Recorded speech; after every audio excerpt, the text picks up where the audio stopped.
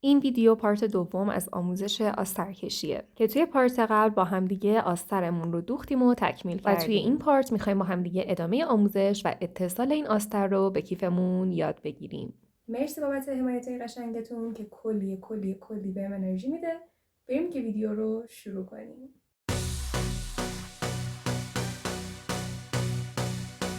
این کیستور رو باید چیکار کنیم؟ ببینین این بدنه کیفمونه، درسته؟ اول اینو بزنید داخل بدنه کیفتون، این شکلی داخلش رو صاف و صوف کنین. شکلی ما قراره این لبه ها رو به این طرف های کیفمون بدوزیم. خب حالا وصل کنیم به قولی. حالا برای این کار بعد اینو یه جوری فیکس کنیم. کیسه رو که گذاشتین داخل کیف، این دوختا رو میبینین اینجاست. دوختا رو میبینین؟ خب اینا باید دقیقاً بیاد وسط این کناره کیفمون. خب این بر و این بر رو قشنگ حواستون باشه.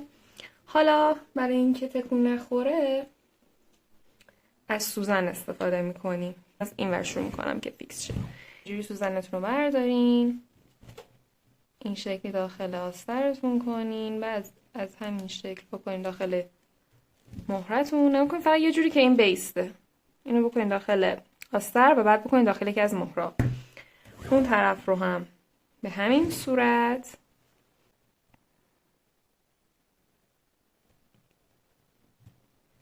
به این صورت. حالا اینجا فیکس شد، میریم سراغ اینجا هم یه دونه وصل کنیم. اول بره داخل آستر و بعد داخل مهر، این شکل. یه دونه دیگه هم برداریم و این بر رو وصل کنیم به این صورت. خیلی خوب، الان آسترمون به صورت موقت فیکس شد به کیفمون تا بتونیم قشنگ بدوزیمش. حالا اینو بذارین کنار. توی این مرحله باید چیکار کنیم؟ توی این مرحله بچه‌ها واسه دوخت آستر به کیف نخ نامرئی میخوایم. نخ ماهیگیری نه، نخ ماهی نه. بسیار باریکیه و نازکه.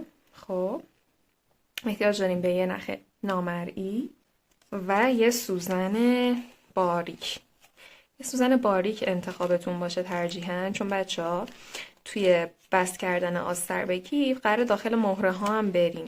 اگه زیاد ضخیم باشه داخل مهره هاتون نمیره. من برای این مرحله زیر کار رو مشکی کردم که شما بتونین بهتر نخ نامرئیمون رو ببینین. الان فکر کنم مشخصه. نگاه کنین، یه نخ بسیار باریکه و مثل نخ ماهی اون شکلی سفت نیست، نرمه. واسه همین زیاد بلند نگیرین وقتی میخواین داخل سوزنتون کنین، چون که به همین دلیل اون نرمی که داره و اون باریکیش ممکنه گره بخوره. الان من یه مقدار نخم رو بر میدارم و داخل سوزنم میکنم. خیلی خوب، به این شکل نخم رو الان جدا کردم و حالا ببینین انتهای نخ رو من باید یک گرهی بزنم که وقتی که میبرمش داخل آستر این همینجور ول نباشه. خب من حالا تلاش میکنم که بهتون نشون بدم دقیقاً. اولا که این دوتا رو هم تراز کنین. برای این کار نختون رو به این صورت دور انگشتتون بپیچین که یه حالت دایره طور تشکیل شه. یه سمت نخمون داریم کوتاهی که به این سمته و یه سمت هم نخ بلندمونه که به سوزن وصله. ما با این قسمت نخ که به صورت آزاد کار داریم. الان این قسمت آزاد رو ببرید به سمت زیر این دایره به این شکل و بعد بکشیدش بیرون به این شکل. ببینین این حالت رو میبینین، ما این گره رو میخوایم. خیلی خوب، الان باید بریم سراغ مرحله‌ای که میخوایم آستر رو به کیف وصل کنیم. برای شروع ببینید من میخوام بهتون بگم دقیقاً از چه موقعیتی میخوام شروع به بافت کنم. نگاه کنین، 1 2 3. این سومین مهره از دیواره های کیف. من میخوام از این موقعیت کارم رو شروع کنم.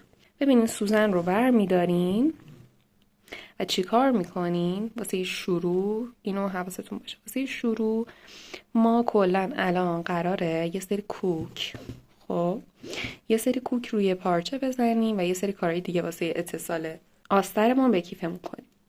الان واسه شروع من بهتون گفتم 1 2 3 این مهره سومی و این مهره چهارمیه. این فضای بین رو میبینین؟ شما باید بیاین سوزنتون رو به این شکل و به این شکل از فضای بین این مهره سومی و چهارمی رد کنید. این به شکلیه این کوک، اون بر هیچی از سوزن پیدا نیست.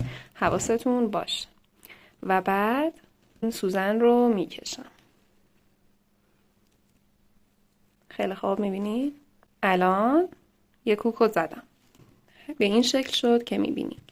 الان ما چون اول کاریم و میخوایم بافتمون محکم شه، دقیقاً میایم یکم پایین‌تر و دوباره این کوک رو انجام میدیم. دوباره بین همین فضای مهره سومی و چهارمی.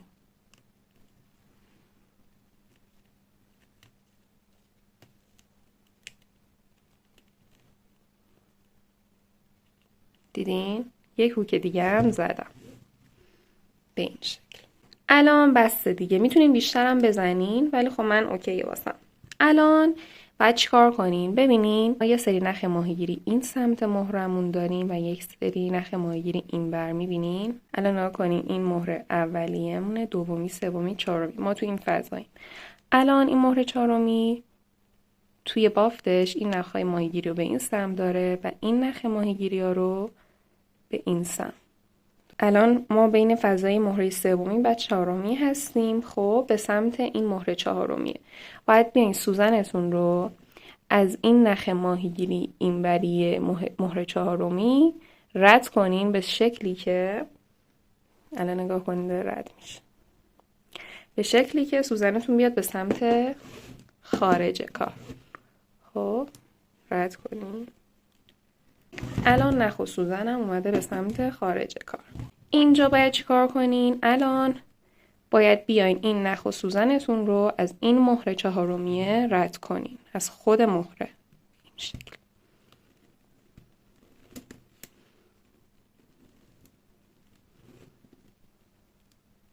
و حالا که نختون رو از مهره رد کردین، حالا وقتی اینه که سوزنتون رو بهتون گفتم یه سری نخ ماهیگیری هم داره به این سمت. میبینین؟ حالا باید بیاین این سوزن و نختون رو از این نخ ماهیگیری رد کنین به شکلی که سوزن و نخ بیاد به سمت داخل کار. میبینین؟ داره میاد به سمت داخل کار. و حالا رسیدیم دوباره بین فضای دوتا مهره. الان این مهره چهارمیه و این مهره پنجمی. خب و بیایم چیکار کنیم؟ دوباره یه کوک بزنیم. بچه‌ها کوکو که میخواین بزنین الان ببینین شما انقدر فضا دارین دیگه. میتونین اینجا بزنین، میتونین اینجا بزنین، میتونین اینجا. بهتره لبه بزنین. اگه اینجا بزنین آسترتون میاد مثلا وقتی دوختین میاد اینجوری میست. بزنین لبه این کوک رو این شکلی. بعد باعث میشه که دوخت تمیزتری هم داشته باشین. به این شکل. الان نگاه کنین از اون بر پیداست. این الان کوک درستی نیست. یه بار دیگه میزنم. الان اوکی. و میکشم.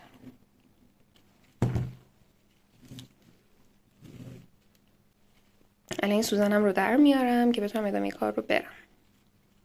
الان نخ و سوزن من به سمت مهره پنجمی است. خب و الان وقت اینه که نخ و سوزنم رو از این نخ ماهیگیری کنار مهره پنجم به صورتی رد کنم که نخ و سوزنم بیاد به سمت چی؟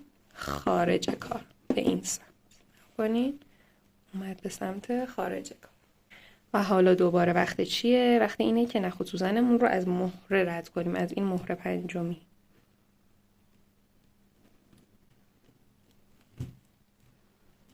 میبینین؟ یه چیزی وصل شده اینجا. اتصال رو متوجه میشین؟ اوکی.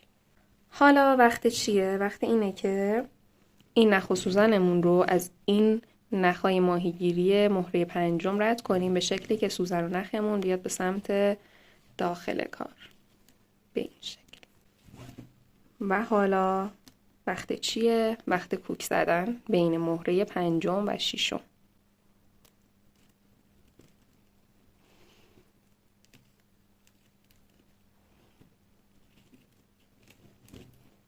کوک رو زدیم. وقت اینه که نخ ماهیگیری و سوزنمون رو از نخ نامرئی و سوزنمون رو از این نخ ماهیگیری به شکل رد کنیم که نخ و سوزنمون بیاد به سمت خارج کیف. الان وقت چیه؟ الان وقت اینه که نخ و سوزنمون رو از داخل مهره 6 رد کنیم.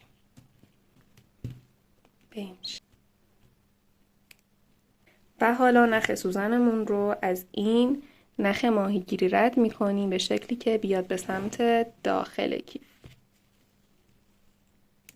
و حالا وقت چیه؟ وقت کوک زدنه بین 2 مهره است. کوکو که میزنین هم بهتون گفتم به سمت لبه کار باشه و همین که بهتر مثلا یه همچین فضایی رو بگیره.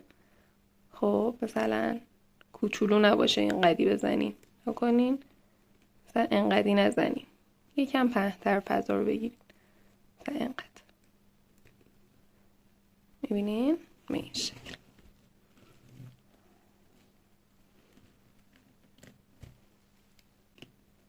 حالا وقت رد کردن سوزن و نخمون از این نخ ماهیگیری کنار مهره است به سمت خارج کیف. و حالا وقت رد کردن از مهره است.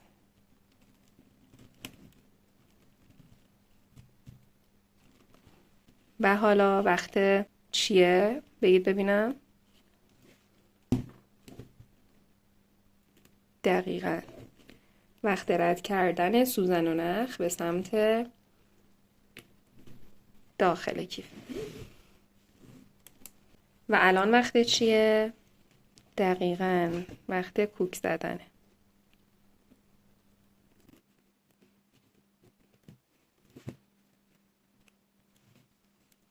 و حالا وقت چیه؟ وقت رد کردن سوزن و نخ از نخ ماهیگیری به سمت خارج کیفه. و الان وقت چیه؟ وقت رد کردن سوزن از مهره است. دیگه روتین رو گرفتین داریم چیکار میکنیم؟ فکر میکنم دیگه کامل متوجه شده باشی.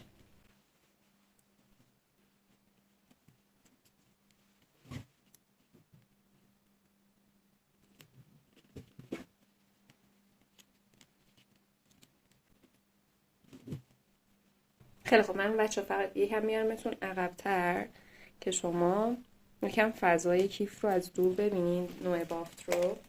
حالا من همین بافت رو ادامه میدم تا کجا؟ تا این گوشه ها که بهتون بگم این جام کاری نداره، فقط میخوام صرفا بهتون بگم که دقیقا همونه. حالا بعد دقتتون رو ببریم بالاتر.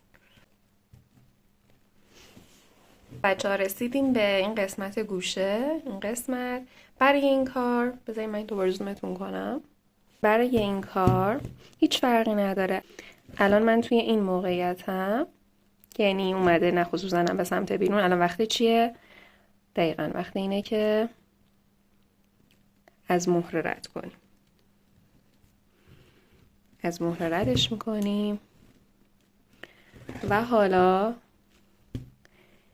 وقت چیه؟ وقت اینه که نخ و سوزن رو از نخ ماهیگیریه اینجا میبینین مال این مهره است رد کنین به سمت داخل کار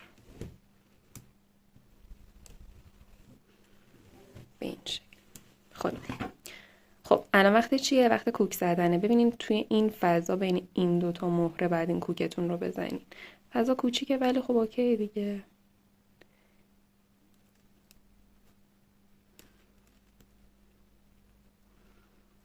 اینجوری یه کوک میزنی.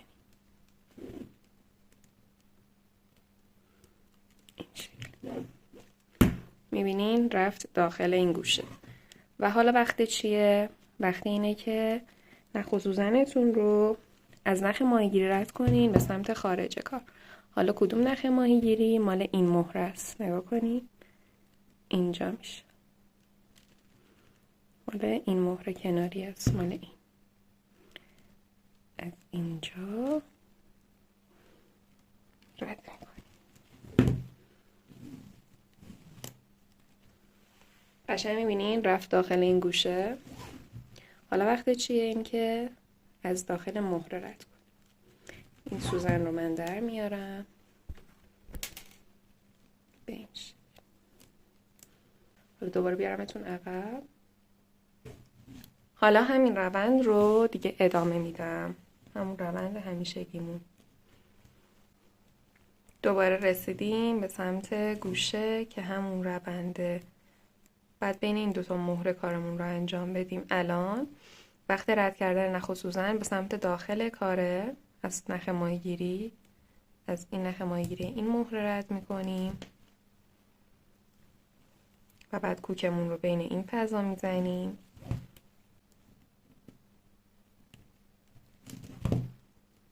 اینجا الان وقتی که نخ و سوزنمون رو از نخ ماهیگیری رد کنیم به شکلی که بیاد به سمت خارج. از نخ این مهره رد میکنیم اینجا. اینا میبینین جمع شد به سمت گوشه. و حالا از مهره رد میکنیم.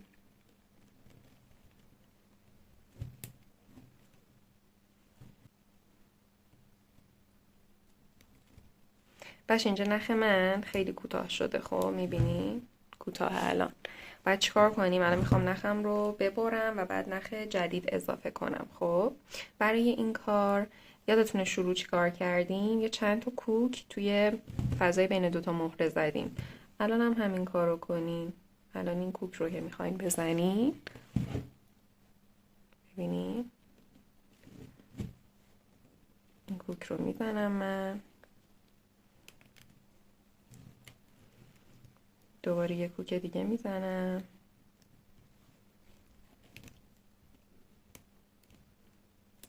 و بعد از این نخ رد میکنم، میبرم داخل مهره و بعد چی کار میکنم؟ میفرستمش داخل این مهره. یادتون میاد میرفتیم بین کار واسه بافت خود کیف؟ الان یکم ببرینش داخل.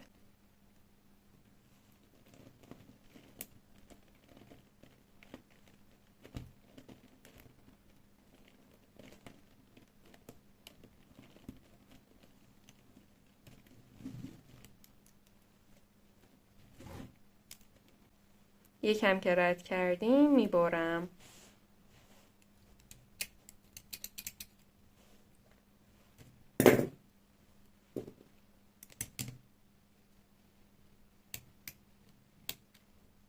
الان وقت اینه که چی؟ یه نخ جدید من الان میرم میندازم داخل سوزن، گرهش رو میزنم و میام بهتون که ادامه کار رو بریم. خیلی خب، من سوزنم رو نخ کردم، گره هم زدم و الان بیاین که با هم دیگه دوباره شروع کنیم. بچه‌ها ما آخرین جایی که کار کردیم بین مهره اول و دوم بودیم. وسط یکی دو تا کوک زدیم و بعد رفتیم داخل این نخ ماهیگیری داخل مهره و به سمت داخل بافت رفتیم و بافت رو به اتمام رسوندیم. الان واسه ادامه باید دوباره از همین فضای بین مهره اول و دوم یک کوک بزنیم.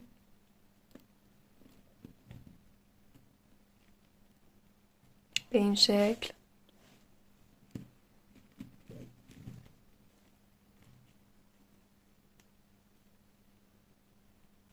یه دونه کوک زدیم، یه دونه دیگه هم میزنیم که شروع کارمونه محکم بشه.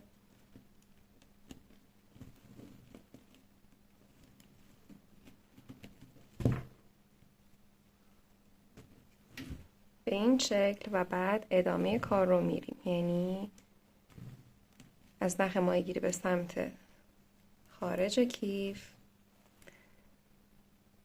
بعد چی؟ از مهره رد میکنیم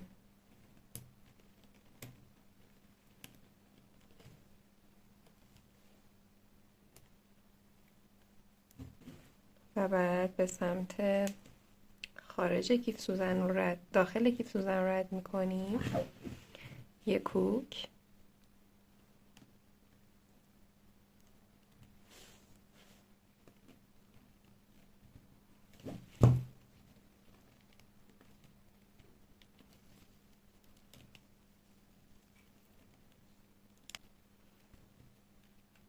دوباره به سمت خارج کیف از داخل مهره رد کنیم.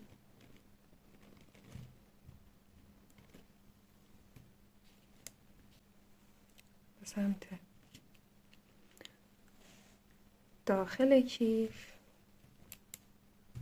بچه ها ببینید الان اینجاییم دیگه، روتین رو یاد گرفتیم دیگه، با هم دیگه از اینجا بافتیم، الان اینجاییم.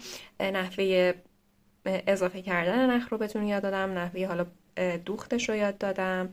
الان شما همین رو برین ادامه بدین، گوشه ها هم که بهتون یاد دادم هیچ فرقی نداشت، ادامه بدین تا آخر بافت و بعد این انتها میبینمتون وقتی خواستم نخ رو به اتمام برسونم. خیلی خب بچه ها، من وصل کردم، الان دیگه تموم کار و الان میخوام بهتون بگم که چجوری بافت رو به انتها برسونیم. ما از اینجا یادتون میاد 1 2 3 سومین مهره، بین مهره سوم و چهارم بافت رو اتصال آستر رو آغاز کردیم. خب الان دقیقا دوباره اینجا مهره سومه، میخوام تمومش کنم دوختن رو. دوباره سوزنم رو از مهره سوم رد میکنم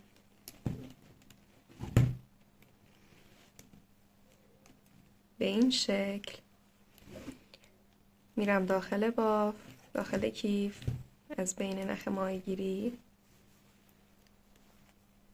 و حالا اینجا رو بین مهره سوم و چهارمم رو یه کوک میزنم.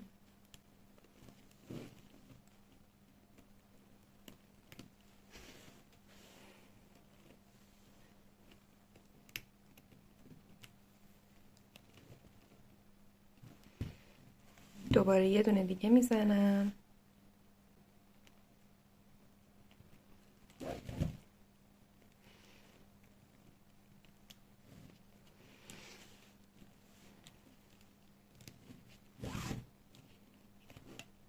الان دیگه اوکی، میتونیم بیشتر هم بزنیم ولی همین دوتا هم بسته. و حالا از این نخ ماهیگیری به سمت خارج کار میرم، از مهره رد میکنم به این شکل و حالا هم میتونین بچه ها الان هی ادامه بدین، برین یکم همین روند رو، یعنی دوباره برین همین که الان دیگه محکمه، اوکی، لازم نیست اون کار بکنین. میگم یکی از روشاش اینه که الان همون روند رو دوباره برین چند بار دیگه تا نختون اوکی بشه. هم میتونین الان بیاین از بین کار نختون رو رد کنین.